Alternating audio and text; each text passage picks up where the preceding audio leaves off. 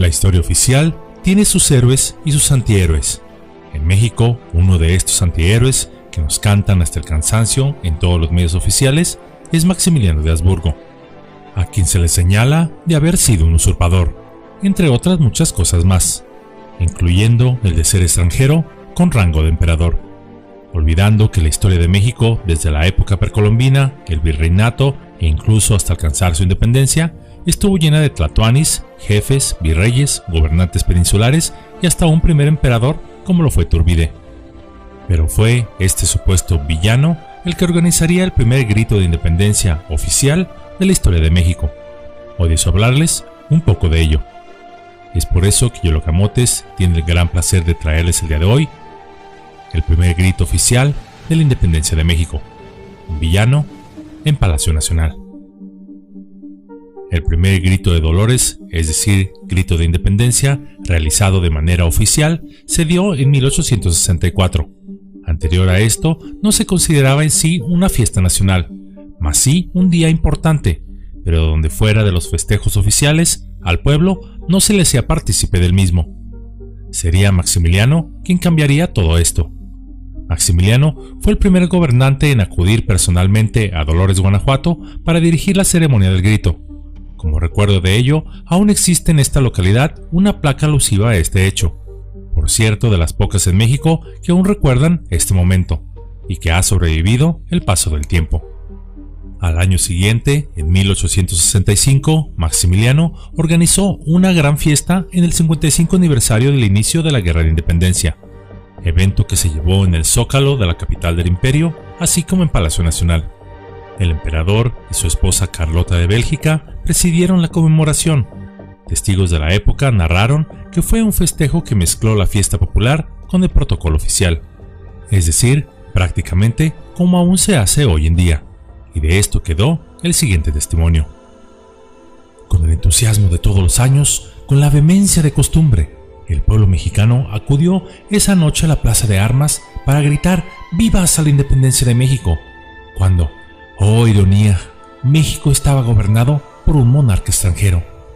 A la madrugada del 16, las salvas de artillería, los repiques, las banderas militares y los cohetes que atronaban el aire anunciaban al pueblo mexicano que éste celebraba su independencia, bajo el régimen de un príncipe austriaco. A las 9 de la mañana se dirigieron sus majestades a la catedral en la carroza de lujo en medio de una valla, que del palacio a la basílica formaban la Guardia Palatina. Después del Te Deum, es decir, del himno de acción de gracias, los soberanos recibieron en el salón de embajadores a todos los funcionarios de la corte, al cuerpo diplomático, a los miembros del ayuntamiento de la ciudad y a los notables. El emperador vestía aquella mañana uniforme de general mexicano, luciendo al pecho las grandes cruces del águila mexicana, de Guadalupe y el toisón de oro. La emperatriz vestía de blanco y llevaba riquísimas joyas. Posteriormente, Maximiliano, escoltado por su estado mayor y por un cortejo de generales y jefes de alta guarnición, pasó revista a sus tropas. Después de este acto, regresó a Palacio Imperial, trotando a todo galope por las calles de Plateros y San Francisco, donde una multitud entusiasmada lo aclamaba.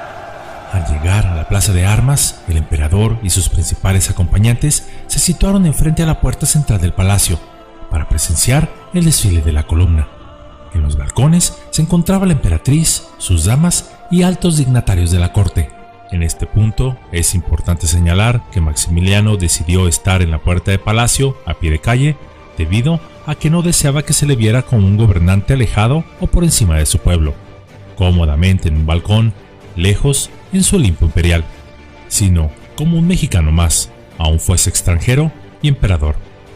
Continuando con el relato, en la columna militar que desfiló frente a palacio, las tropas mexicanas venían en primer lugar, seguidas de las francesas, austriacas y por último, las belgas.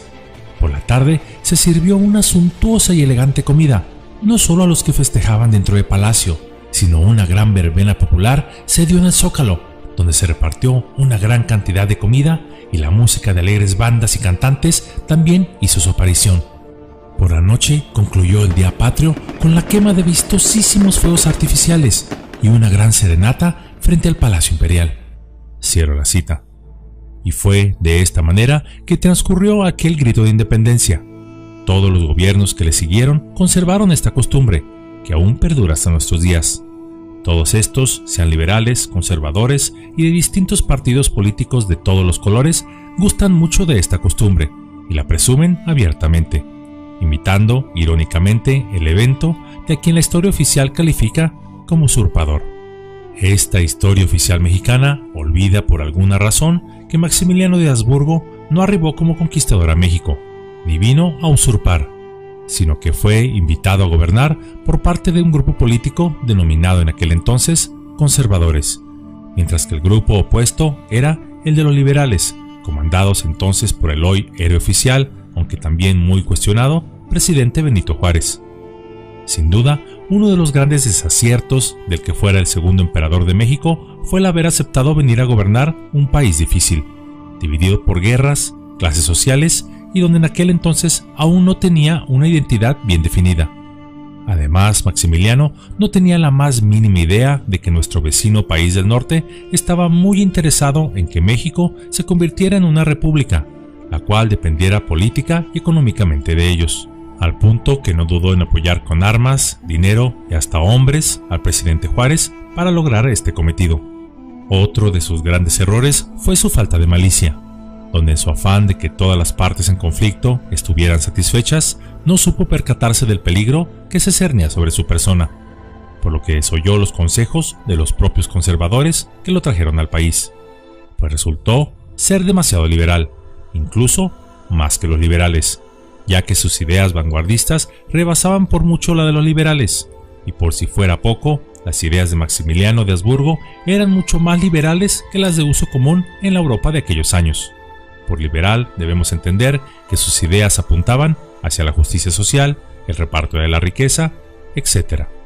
Por ejemplo, una de sus primeras órdenes al acceder al trono fue la siguiente: quiero que en lo adelante no haya distinción entre indios y los que no lo son.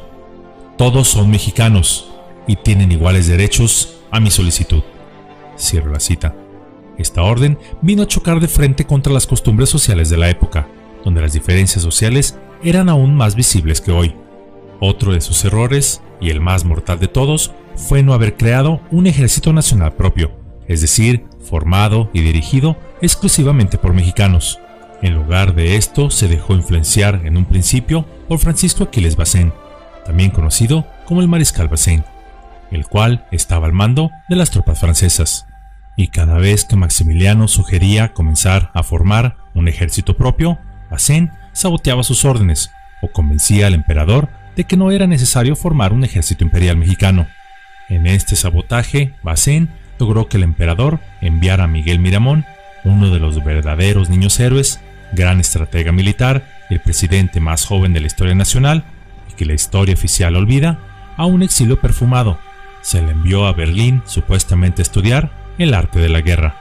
Lo que Maximiliano siempre ignoró es que Bazaine y Juárez pertenecieron a la misma asociación política semisecreta, y Bazaine tenía la orden de mermar la fortaleza del imperio hasta donde él pudiera. Cuando finalmente Maximiliano se dio cuenta de este engaño e intentó formar un ejército nacional y llamar a Miramón desde Europa para que organizara este ejército, era ya demasiado tarde. Maximiliano tuvo grandes aciertos durante su corto mandato, aunque la historia oficial prefiere jamás mencionarlos.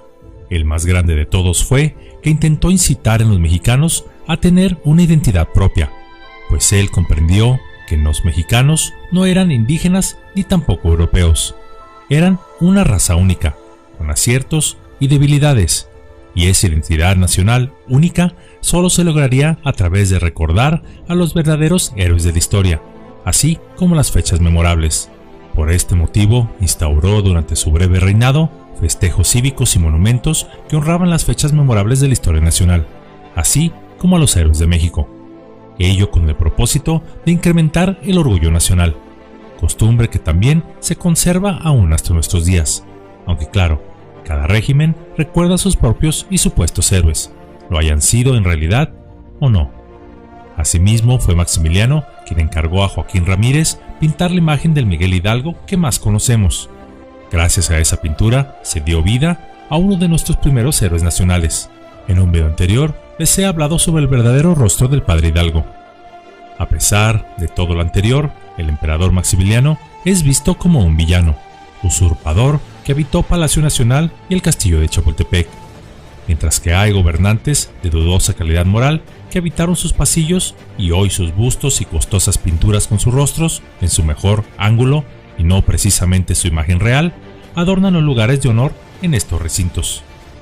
Por cierto, y para concluir esta cápsula y no quitarles más su tiempo, les dejo estas palabras pronunciadas por Maximiliano en aquel primer grito oficial de independencia en Dolores, Guanajuato, en 1864. Mexicanos, más de medio siglo tempestuoso ha transcurrido desde que en esta humilde casa, del pecho de un humilde anciano, resonó la gran palabra de independencia, que retumbó como un trueno del uno al otro océano, por toda la extensión de Anáhuac, y ante la cual quedaron aniquilados la esclavitud y el despotismo de centenares de años. Esta palabra, que brilló en medio de la noche como un relámpago, despertó a toda la nación de un sueño limitado a la libertad y a la emancipación. Pero todo lo grande y todo lo que está destinado a ser duradero se hace con dificultad y a costa de tiempo. Años y años de pasiones, combates y luchas se sucedían. La idea de la independencia había nacido ya, pero desgraciadamente aún no lo ve la nación. Peleaban hermanos contra hermanos. Los odios de partido amenazaban minar lo que los héroes de nuestra hermosa patria habían creado. La bandera tricolor, ese magnífico símbolo de nuestras victorias, se había dejado invadir por un solo color, el de la sangre. Entonces llegó al país del apartado oriente y también bajo el símbolo de una gloriosa bandera tricolor, el magnánimo auxilio. Un águila mostró a la otra el camino de la moderación y de la ley.